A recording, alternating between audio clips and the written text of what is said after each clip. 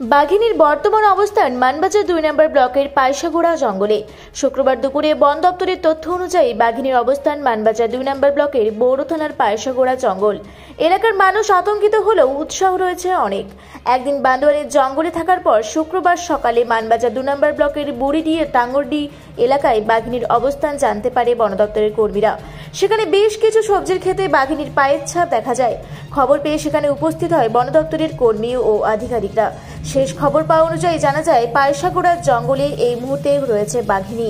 বেশ কিছুদিন ধরেই বাঘিনীকে ধরতে নাজেহাল ছিল বন দপ্তরের কর্মীরা, তাই এবারে আর সুযোগ হাতছাড়া করতে চান না তারা। পায়সাগোড়া জঙ্গলকে জাল দিয়ে ঘিরে ফেলা হচ্ছে বন দপ্তরের পক্ষ থেকে। তারপরে ওই বাঘিনীকে বাগে আনার বিভিন্ন কৌশল অবলম্বন করবে বন দপ্তর। তবে জঙ্গল ছেড়ে লোকালয়ে এই বাঘিনীর অবস্থানকে ঘিরে আতঙ্ক যেমন বেড়েছে, এলাকাবাসীর মধ্যে সেরকমই উৎসাহ রয়েছে। তবে মানবাজার ২ নম্বর ব্লক প্রশাসনের পক্ষ থেকে মাইকিং করে সতর্কতার প্রচার করা হচ্ছে।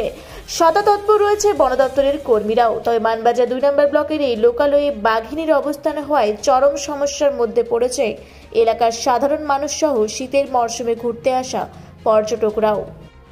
বৌড় থেকে রাজকুমার মাহাতো রিপোর্ট, রূপসী বাংলা মিডিয়া।